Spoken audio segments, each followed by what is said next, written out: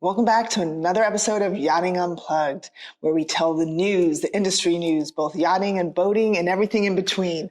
It is unscripted, unedited, and just the news. Just the news. Kim, good to see you. Good to see you, Rick. How's everything? Everything's good. I have to give a big shout out. We both do really to Dave Johns and Bradford's. You flagged me down. I was coming down the Intercoastal Waterway on my boat, and you said, "Hey, Rick, let's do this." Not too many people are aware that Bradford has a marina on the east side of town, right off of Sunrise and the Intercoastal. It's what we call Bradford East here, and it's at Sunrise Harbor. Beautiful location. You had no problem docking up here. No. Pulled right in and got on the floating dock, and here we are. Yeah, so the marina, it really caters to 60-plus foot yachts and above, and it really is a great place. So thanks to Dave and everyone at Bradford Marine. We really appreciate you.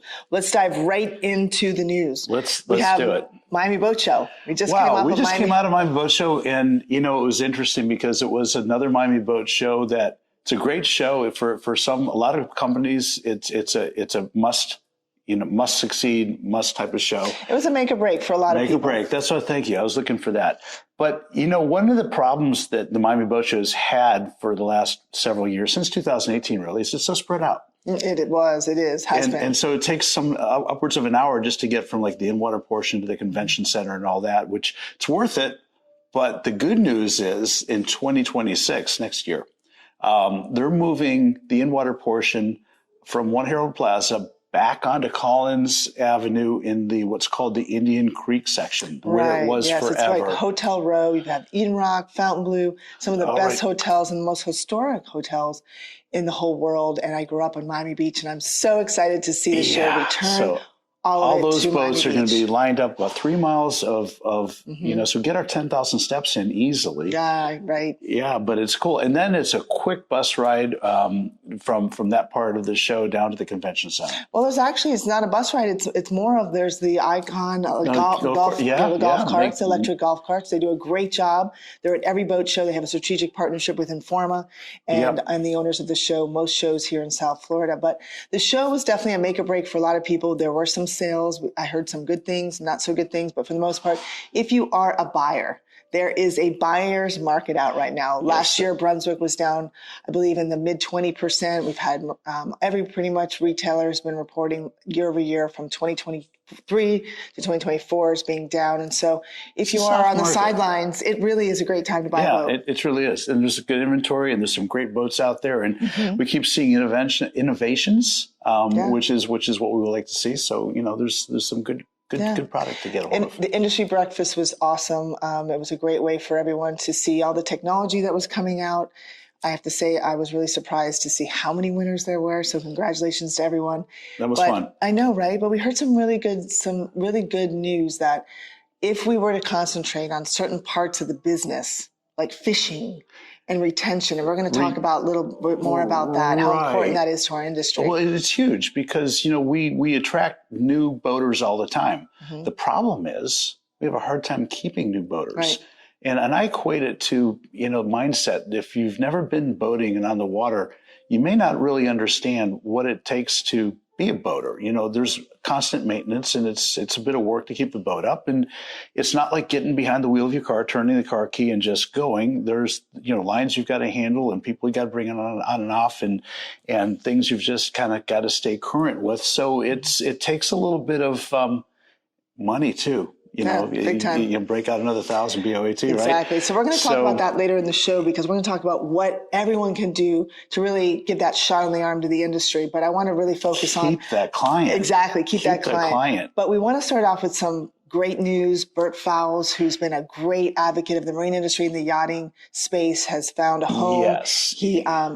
Marine Max and Bert parted ways, and then he found a home at Suntex. Yes, he went from IGY Marinas to Suntex Marinas, so in the same space, so to speak, a different type of company.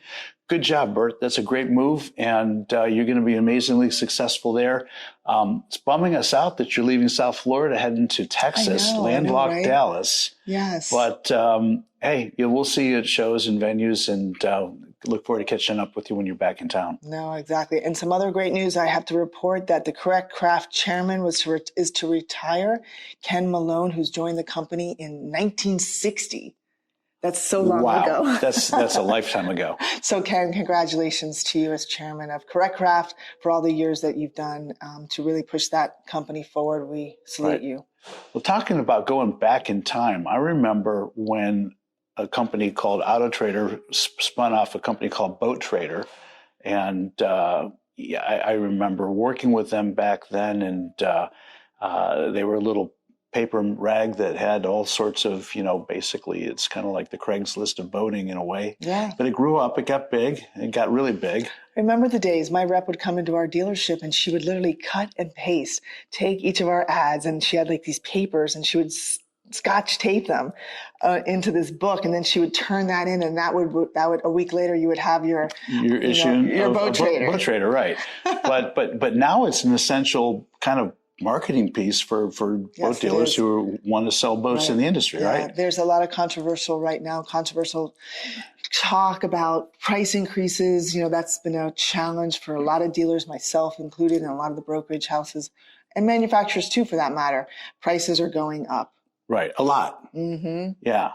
So, and I actually have a quote here from HMY Yacht Sales in Palm Beach. Actually, the director of sales, Tim DeRico, said Boats Group tried to hike his company's monthly online costs up to 75% increase from the previous year, which was a lot. And I see where that's at the end of the day, too, that goes directly back to the consumer. Mm-hmm. So it drives the cost of boating. Now, not to take away from any business that looks at a business model and says we need to increase revenues because we're not making profit or whatever. There's reasons. But, when you see a large, significant increase in a space that's not highly competitive, you have to asking the question, is it necessary, and can you sustain that, or, can you even afford to keep going in that direction?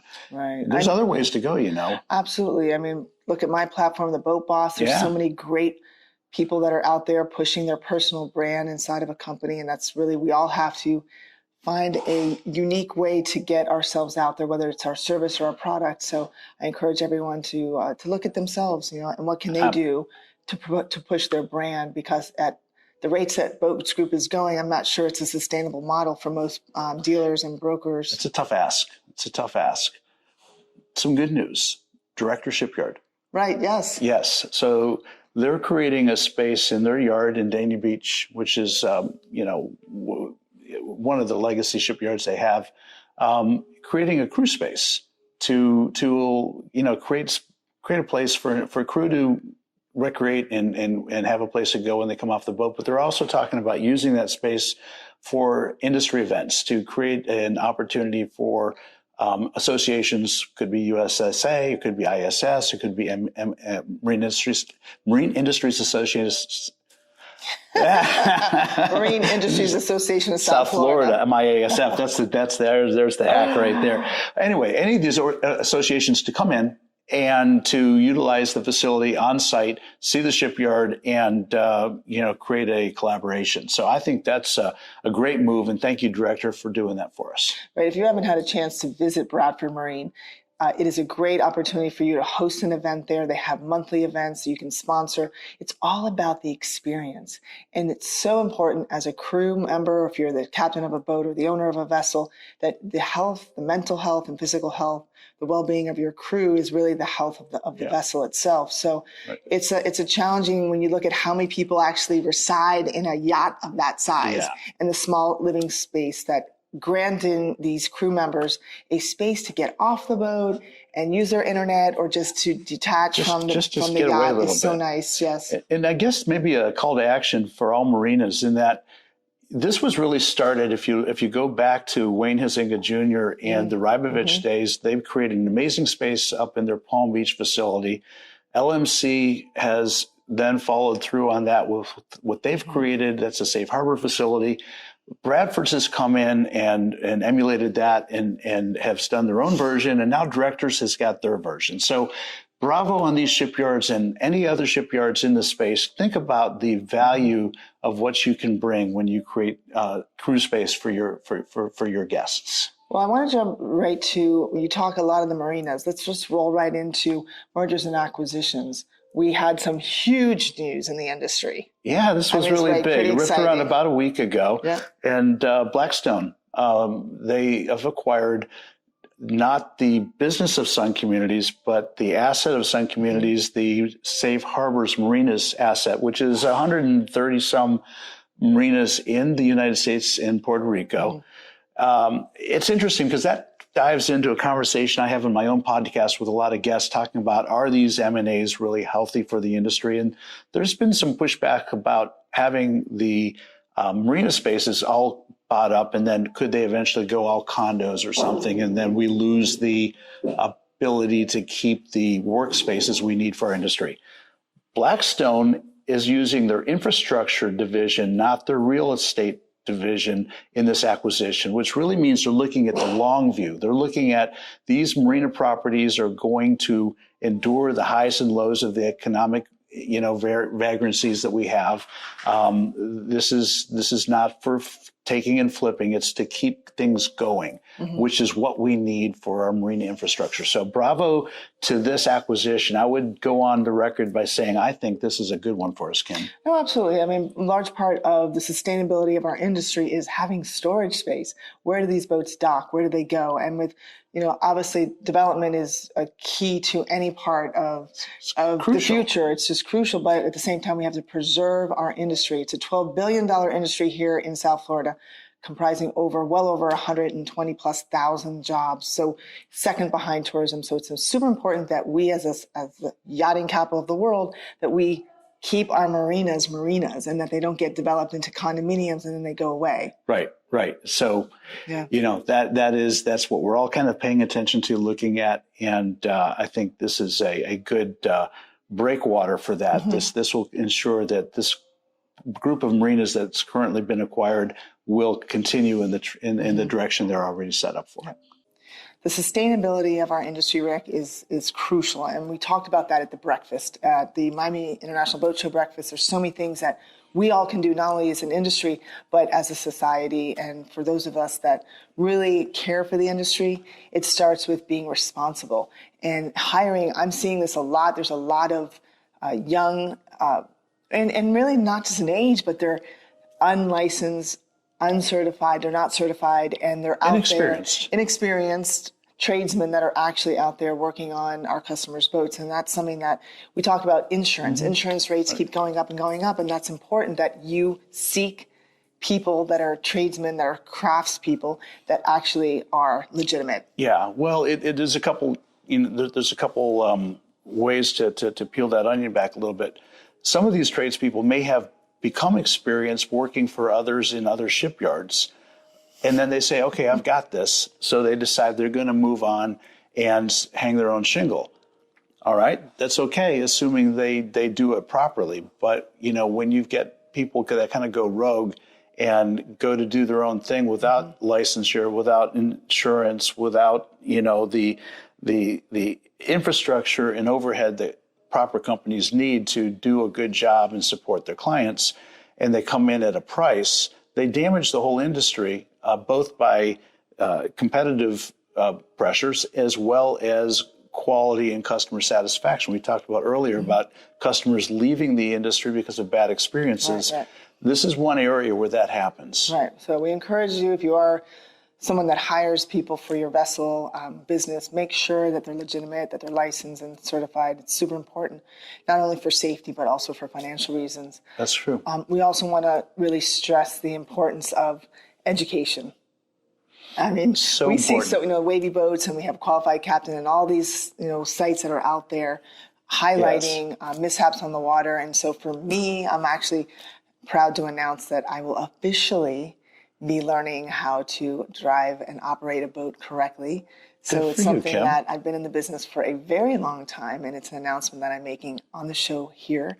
I'm shooting the announcement tomorrow. Oh, good. So it will be an official announcement with a sizzle reel, if you will, but I will be going from the classroom all the way to on the water training to actually my maiden voyage of operating a vessel solo. All right, Kim. Fantastic. Yeah. That's brilliant. And that's so important. And it all starts I hope to really push the needle that everyone take education seriously. Yeah. The state of Florida has a Safe Boaters course that you can take online. It's not very difficult, but it does educate you on a lot of aspects of boating that you probably don't know unless you've taken the course, and they're very important to know these. Right. So you only need to take it by law if you were born after January 1st of 1988. 88, yeah. So obviously I was born a little bit before that. I was born a bit before that too. You know, and I took that, even though I own my own boat, I took that course, not because I had to, because I thought it was a good idea to do it. Right. So I encourage all of you to go to National Safe Boating Council's website, check it out. There's so many different avenues to seek education, but I'm going to do it, so I think everyone should be doing it as well. Absolutely. We had Freedom Boat Club and the Carefree Boat Club national conventions this month, I believe. Both were this month. Right. That's another retention effort. A lot of people look at it as a competition. It's or, ownership or, and I believe in end. It's the end And for word. those that don't know these companies, these are companies that bring rental fleets Right. into the space. So people, instead of buying their own boat, can go and rent one for the day or the weekend, whatever that looks like, and get a boating experience. Right. It's a great way to learn. They offer classes on the dock for you to just become familiar with how to operate the vessel. And then you're out. You can try many different vessels, from pontoons, runabouts, center consoles, whatever it might be. And that way you decide what you want before you go and purchase You see a what boat. your family's boating lifestyle looks like, what it feels like.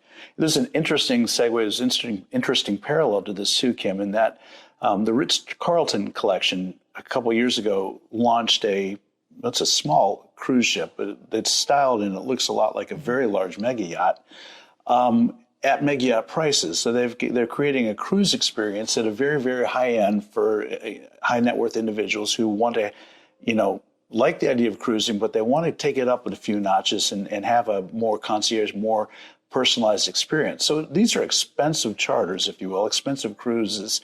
And the question that ripped around initially was, is this going to damage the charter yacht business? Are these people going to not charter luxury yachts in favor of going with, because Ritz-Carlton, you know what you're going to get. You're going to get, a high level of service and experience. Gold standard, absolutely.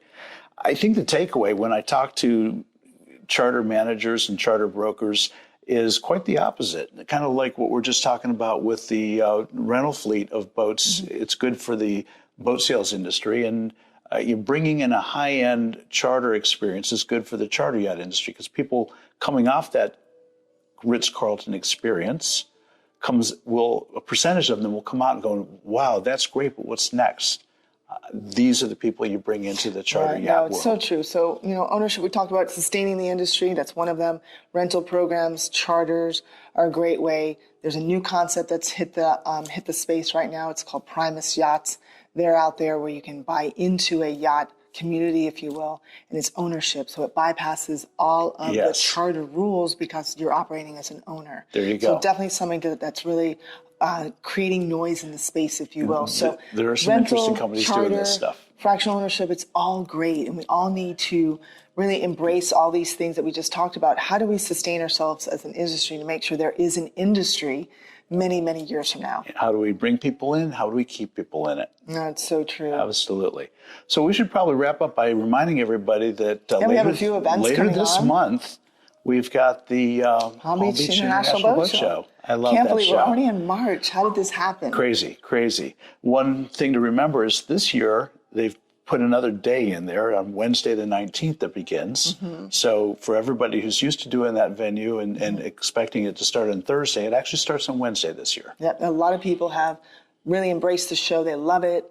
Miami show, some manufacturers actually decided not even to be in the Miami and focused on the Palm Beach show. So I'm really excited. It's very bougie. It's very Ibiza-esque, if you will. That's right. Lots of things going on.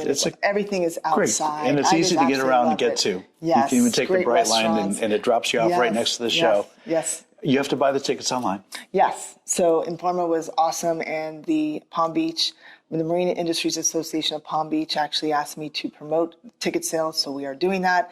10% off admission every day at Boat Boss 10. So you want to go to pbboatshow.com and type in Boat Boss 10. Exactly. For 10% off. So that's a huge savings when you think about it. That's a real deal, particularly if you're a family of 3 or 4, right? Going to buy those tickets, come up. So absolutely do that. For those in the industry who are interested in what's happening in the industry, on the 18th, the Tuesday, right before the show begins, the United States Super Yacht Association, the USSA, is hosting their yacht summit. You can go to the USSA Super Yacht Association's website and see the event and register for it. It does. There's a fee for it, but the people that are coming to this event, it's well worth your time and effort.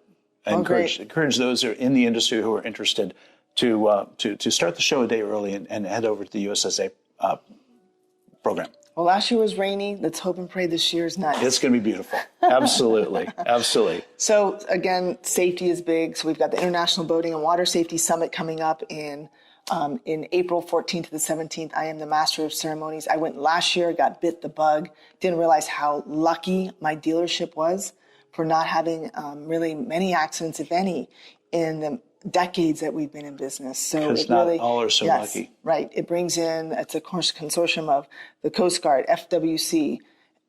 Everyone is there. You've got Brunswick and all the motor and Kim, where is this? It's in Glendale, Arizona. All right. Yeah. So it really gets everyone that's the who's who of from the Coast Guard, like I said, at FWC, all the major players. National Safe Boating Council actually puts it on, and there are some great, really networking there.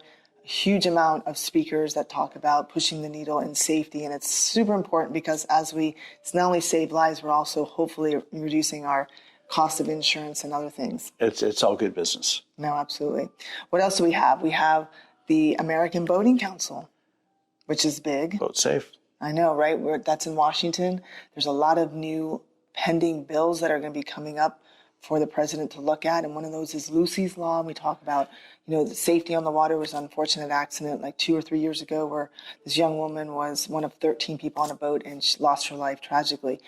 That her father has pushed forward, her family. And so there's a lot of things on the ballot that are going to affect us as an industry. So get to know what they are. And we're all going to be there really talking to our politicians about pushing the needle in many areas of the boating industry, not just safety. That's how we get involved. That's how we make change. I know National Safe Boating Council will be there. I hope you'll be there. Of course. Yep, there'll be a lot of everyone that's the who's who of the industry that will be coming onto Washington to do some networking and pushing the needle and telling everyone how great of an industry we are. We are a great industry. It's so great to be part of this. Isn't it? It is. It's fantastic.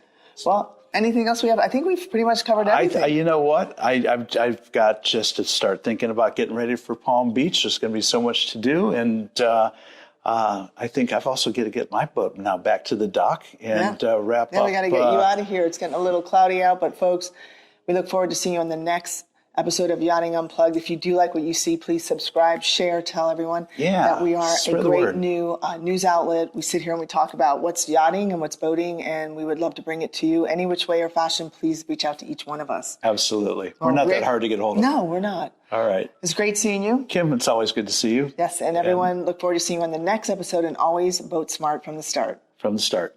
Take care. All right. I'm out of here.